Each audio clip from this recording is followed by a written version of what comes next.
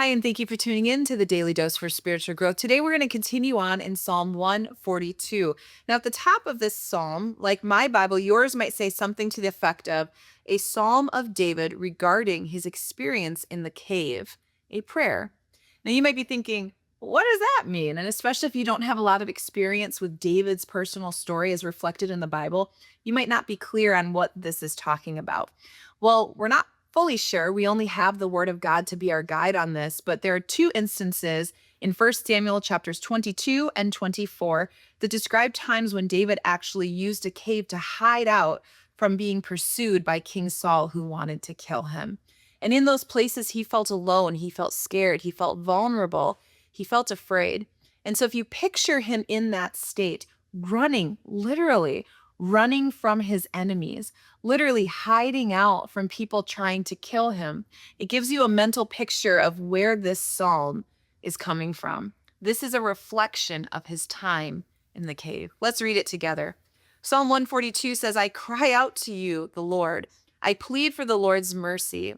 I pour out my complaints before him and tell him all my troubles. When I am overwhelmed, you alone know the way I should turn. Wherever I go, my enemies have set traps for me. I look for someone to come and help me, but no one gives me a passing thought. No one will help me. No one cares a bit about what happens to me. Have you ever felt like that? Maybe you weren't hiding out in the cave. Maybe it was in your bedroom at night. Maybe it was in the car on the way to work. Maybe you had to step out of a party and go to a quiet spot because even though you're surrounded by people, you feel alone. You feel forgotten, maybe neglected, maybe you've been betrayed, maybe you don't understand the circumstance you find yourself in. And if you have felt that way at a time, you can relate here to how David's feeling. He's feeling lost. But let's see what the next verse says. Verse 5, Then I pray to you, O Lord. I say, you are my place of refuge. You are all I really want in life. Hear my cry, for I am very low. Rescue me from my persecutors, for they are too strong for me. Bring me out of prison so I can thank you. The godly will crowd around me, for you are good to me. This is such a beautiful picture of what we should do in those moments. As I reflect on my own life, there's been many times where I felt lonely. And like I said a few moments ago, it wasn't always that I was physically alone. Sometimes there were people around. Sometimes I was in a crowd.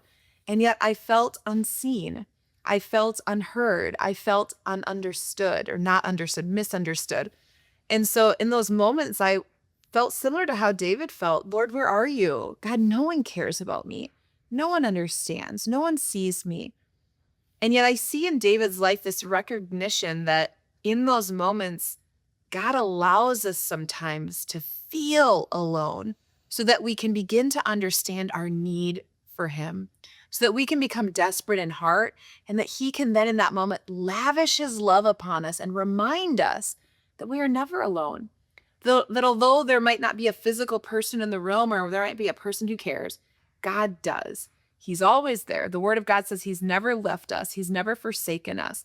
And so David found even in the middle of a cave on a dark, cold night with enemies crouching around him, he was not alone. And that is the place where he cried out to God.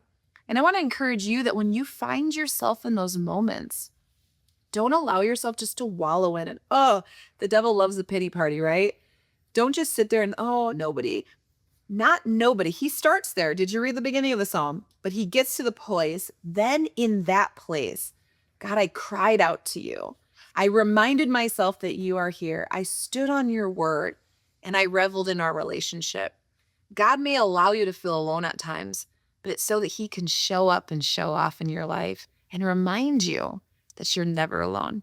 Hey, I want to thank you so much for tuning in today, and I hope to see you again tomorrow for another daily dose for spiritual growth.